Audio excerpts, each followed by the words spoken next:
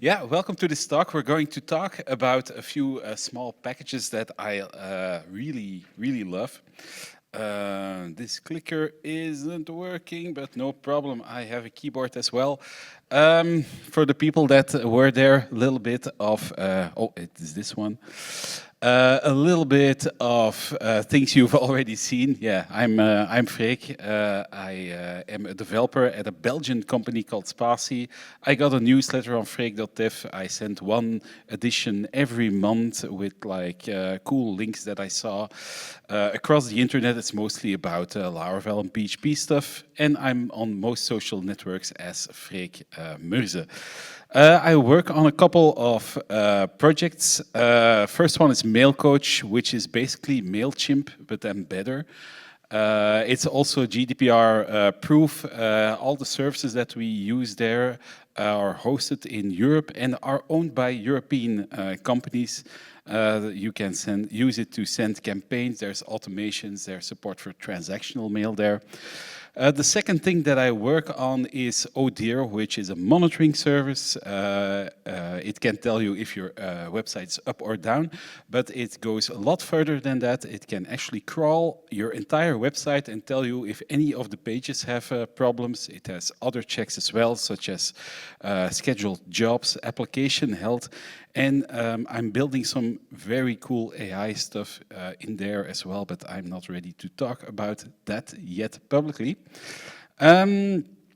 Another thing that I work on is Flare, which is, I think, the best exception tracker for PHP and Laravel applications. We recently added performance monitoring on there and also an MCP server.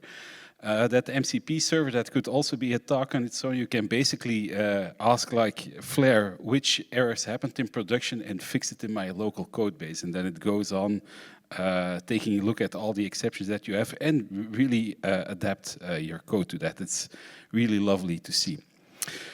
But next to all of these projects, I also spent a lot of time together with my colleagues to work on open source. And this is the amount of packages that were downloaded each year. So in 2015 we started and we ended with 100,000 downloads.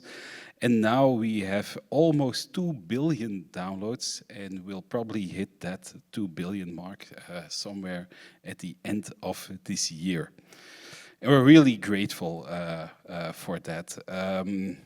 It's not on the slide, but I think there are like 2,000 contributors that helped us achieve these numbers, and I'm very happy with the help from the community.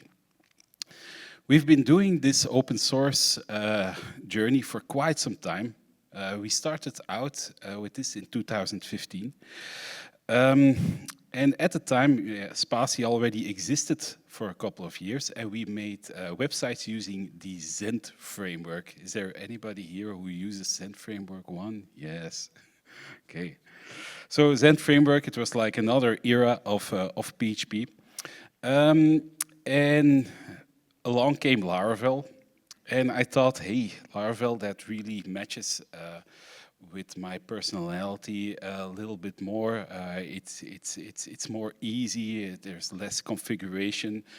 There's some magic in there, but it made sense to me, and I thought, you know, let's migrate our Zend framework CMS to Laravel. Now, in our Zend framework custom-built CMS, we had already a lot of functionality. We had things there to work with the Google Analytics API. We had a media library in there. We had a thing in there called Browser Shot to take pictures of websites, so to convert a website to an image. And when we converted our Zend framework CMS to Laravel, we want to have all of that functionality in Laravel as well. But we didn't just port it into one CMS code base. We ported each of those functionalities to separate packages. And that is when our package journey began. So just by doing this conversion, yeah, we already had like, I think 20 packages.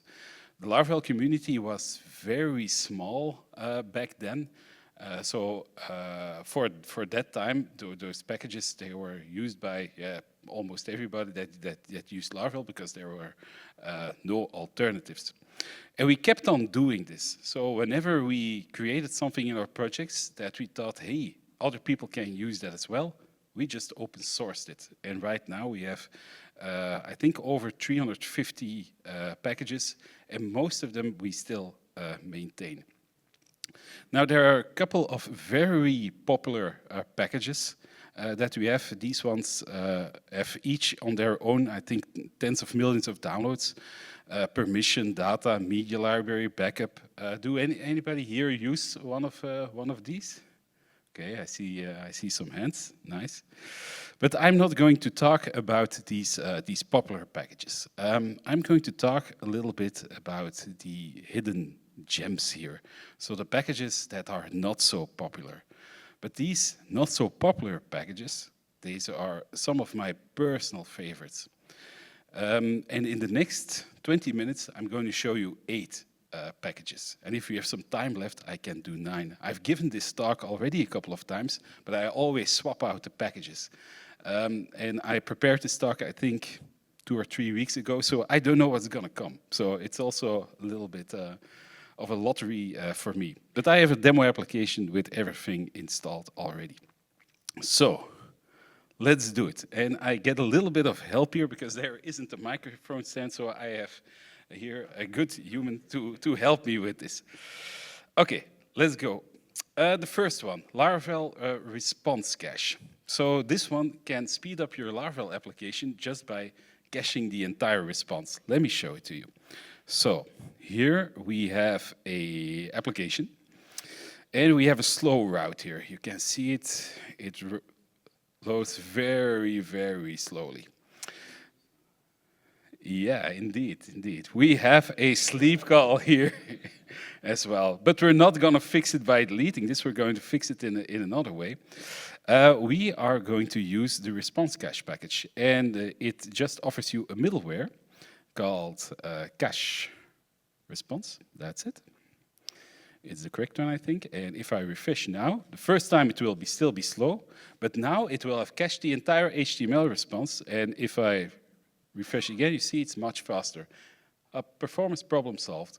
Don't solve all your performance problems this way, but if you have something that you want to host statically, but really don't want to have like any extra infrastructure with that, this can help with that. If you want to make your homepage a little bit faster, this package can help you with that.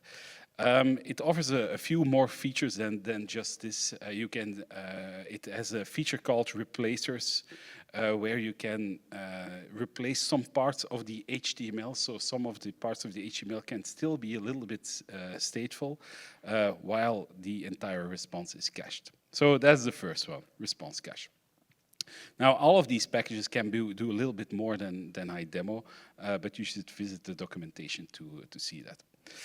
The next one, Laravel Remote. That's also something that I use quite a lot day to day. I have a little console command here. And this one, just say hi there from my OS. So let's execute this. I have this A helper. It just stands for PHP Artisan, so I don't have to type PHP Artisan all day. So let's do A hello. And then it says hello from Darwin. Darwin, that is the code name of macOS, so this is running locally. But I also have another alias called HR, PHP Artisan Remote. And so whenever I type AR, I type PHP Artisan Remote, and this command, what it will do is it will accept another command, but instead of executing it on my local machine, it will execute it on the server. And how does it know where it needs to be in the server? Well, you can add environment variables. So you can say my remote host is this site, you should go to this directory, and this is the user that you can use to log in there. So, oh, that was a mistake. If I do HR and then hello, then this isn't running on my local machine, but will get, hey, from Linux, my remote server is a Linux server. So this package can be used to very easily just call artisan commands remotely, which is very nice if you want to run like these kind of maintenance commands. All right, that's number 2. Number 3, Laravel support bubble. I like to name our packages very clearly, and I think you can already imagine what this one will do.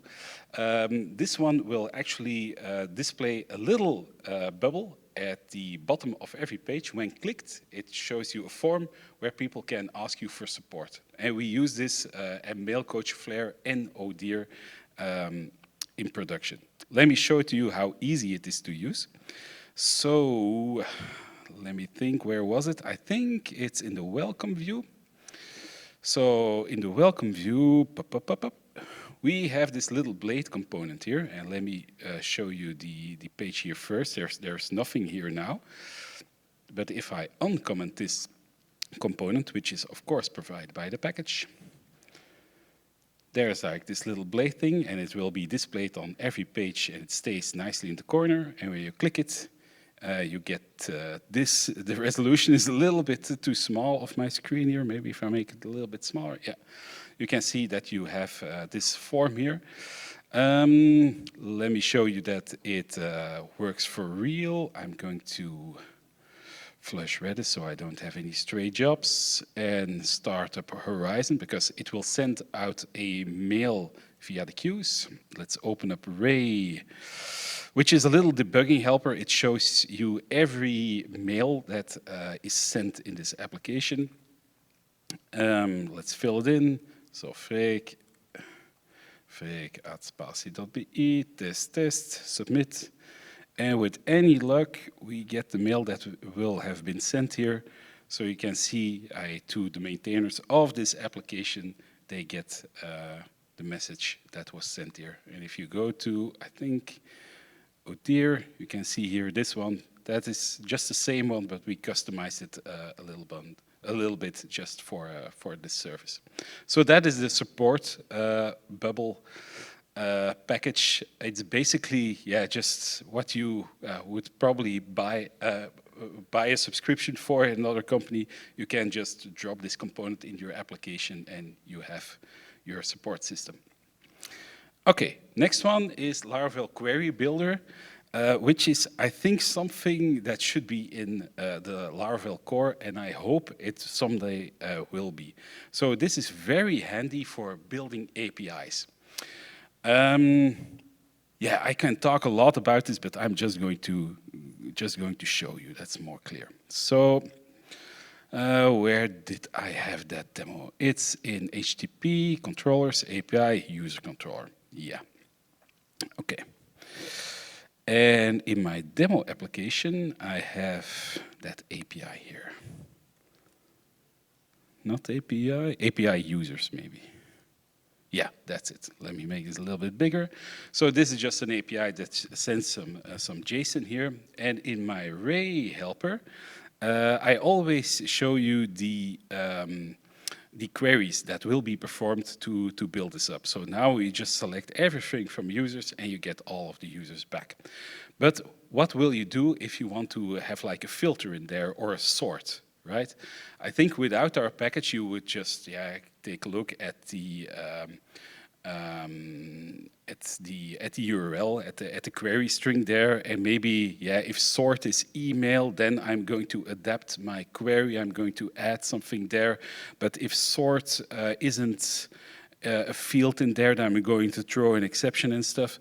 And that is basically what our package does for you. So let's take a look at this controller. We first have here Ray clear screen to just clear the screen here if a new request comes in. We're going to say to Ray, hey, I want to have all of the queries there. And here, Query Builder, that's what provided by the package. We are going to build a query for the user class.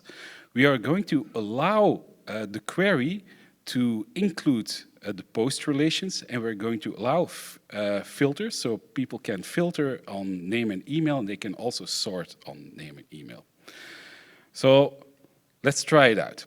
So let's maybe try to include the post relations. So if I do now include posts, you can see that in the response, I get those posts and the right queries are performed. And let me copy and paste another one here. Sort on email, for instance. And now it's sorted on email. We have B, C, D. If I try to do something else, I get a nice exception here that this sort isn't allowed, but these are. So it's basically a package that can translate what's in a request and adapt your query for that, which is very, very nice if you want to build out APIs. The package can actually do a lot more. It can even support filters and sorts for relationships that you load. So it's really, really handy. Let's go back to the keynote. Laravel login link. And now this is one of my favorites because it has saved me so much time. So if you are building an application locally, you probably have all logged in locally to test out some stuff. But at Spatie, we have like a lot of different projects, and I always forget what the local credentials are. So is it user@example.com? Is the password? Is the password secret? Is the password something else? If I want to log in with another role, what is the email of that role? Yeah, I've lost a lot of time with this, and I thought, we need to solve this. And then I created that login link package. Let's show it to you. So I have, let me just clear out the URL here. If I go to the login here, yeah, I don't know my credentials anymore. I don't know how to log in here. But let's go to the view that renders this. And you can see here that the package offers you a login link component, and yeah, what's in the name? It will render a login that, when clicked, will just log you in with the first user in your database. And this is just so simple, but it saves so much time. If you forget to seed your database and there are no users in your database, it will try to find the user factory and spin up a user and log that one in. So it saves you a lot of time with that as well. It also has support for saying like, hey, we want to, if you click this, it's this email, and you can do like different roles here. Then you can have an admin, a regular user, or another role. So you can have multiple login links for each of your types of user. So yeah, very handy. It's used in every of our projects. Okay, we're at 5.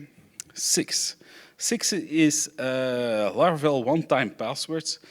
It's something that I created because one of our clients asked it, and it's basically what they needed was if somebody tries to log in. I'll hold this for you. Is it okay? Okay. Then the users don't need to type in a password, but we should mail them a code, and that code should be typed in, and then you're logged in. But of course, you want to do this in a kind of secure way, because this is, you already feel like, how can this be secure? So we try to make it as secure as can be. Those login codes are only valid for like a minute or 2 minutes.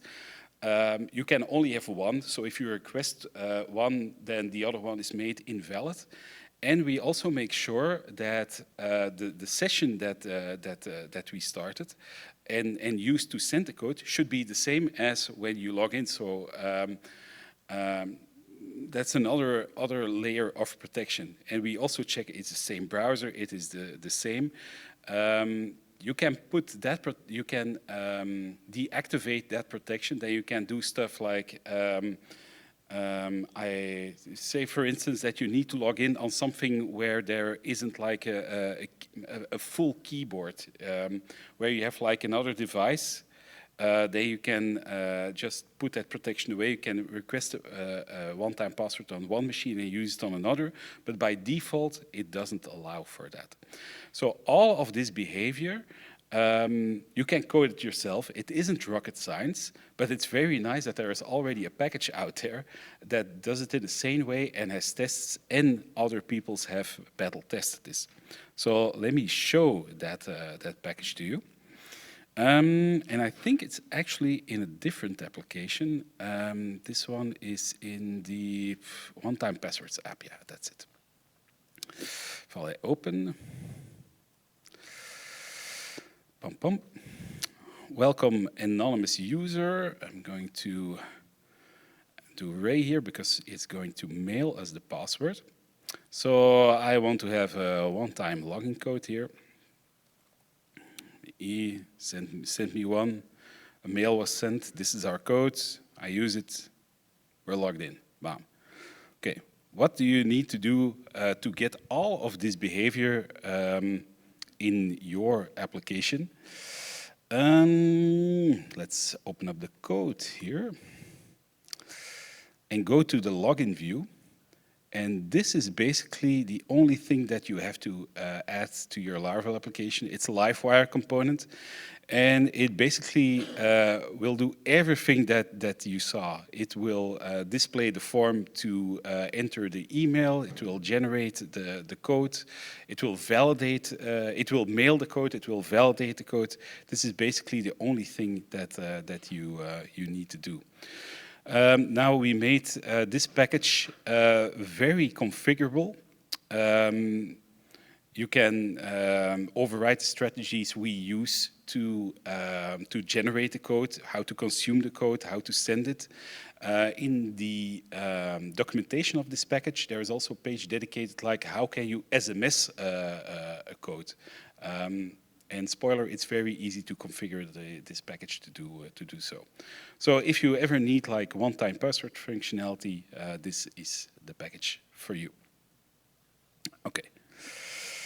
Let's go to another one, Laravel Blade comments. This one is also born out of a personal need, like all the other packages.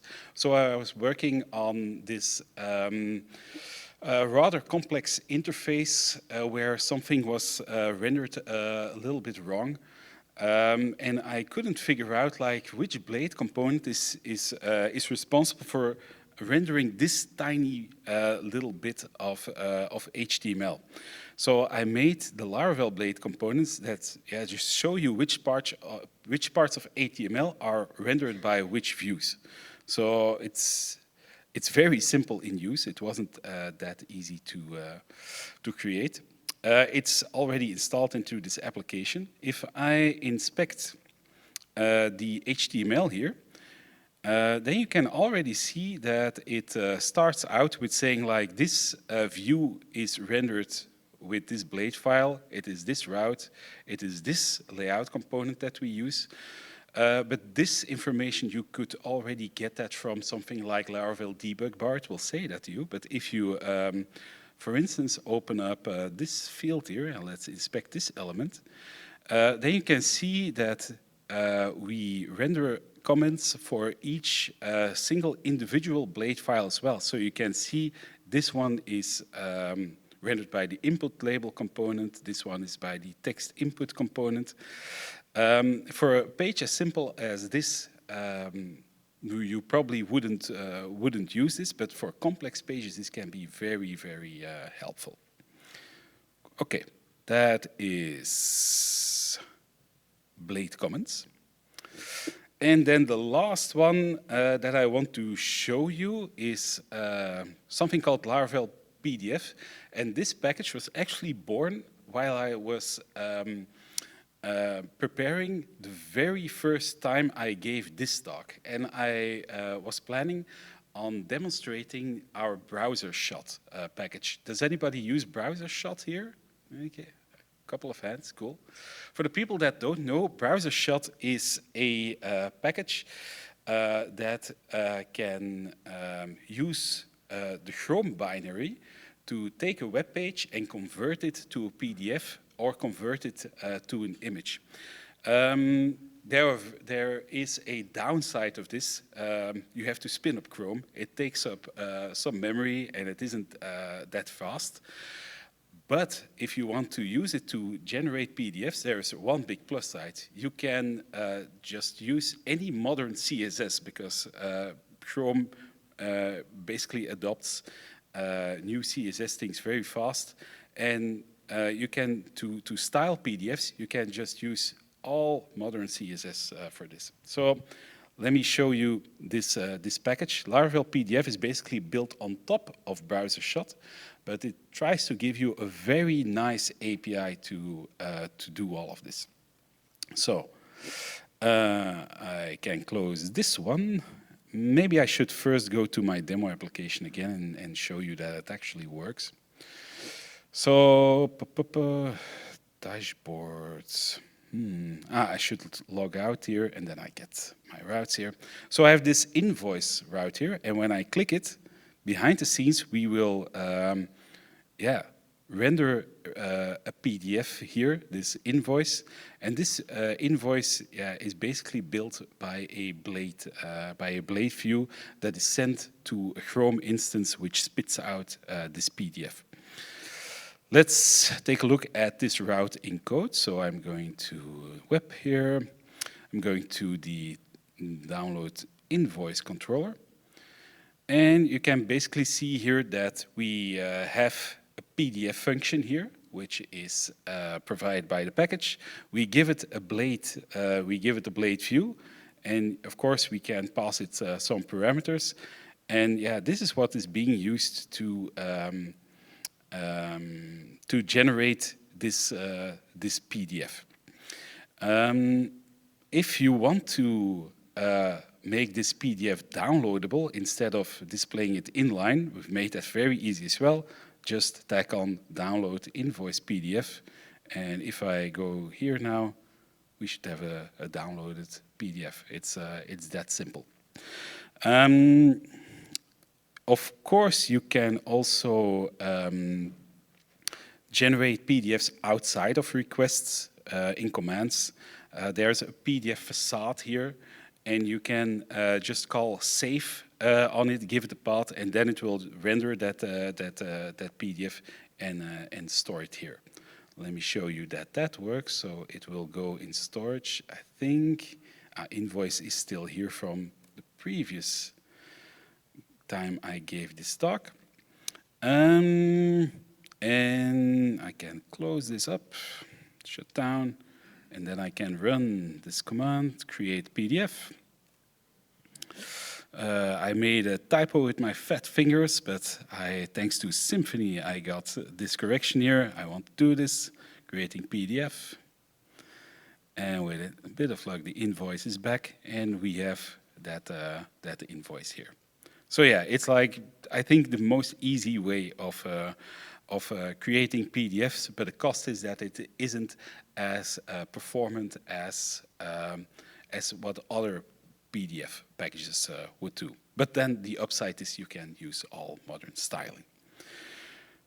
So yeah, this is just like a handful of packages. Like I've said, we have created over 300 packages. Next time at another conference where you see me do this talk, probably I'll do another collection of packages. I want to say that for every single package that you've seen here, we've written documentation for it. We always also take care of adding tests, so we know for sure that it works. You can see a big list of everything that we do at our homepage. We have an open source section there. Some people already know this because they see my previous talk, and maybe I should have seen this, should have said this before. These packages are not entirely free. There's a special license on them called postcardware. So you have to give me a postcard if you decide to use this in production. I already got a few postcards at this conference, which is very nice. I take a picture of each postcard and put them on this page so you can enjoy them as well. And you can see France isn't in the top 3, so maybe that can be changed Until next time. And yeah, this is a picture of our physical postcard wall in our office. And this really motivates me and our team because we see that yeah, a lot of people use these packages. We got a couple of postcards from famous parties, I would say. I don't know if anybody is here of the Eurovision Song Festival. We got one of them a couple of years ago. We got a postcard from Apple. They use PHP and Laravel in some backend systems, and some developers sent us a package, sent us a postcard, which is very, very nice as well. So yeah. That's everything that I got for you. I hope that you like these packages. If you have any questions on any of them, just come find me. Thank you for listening. Thanks. A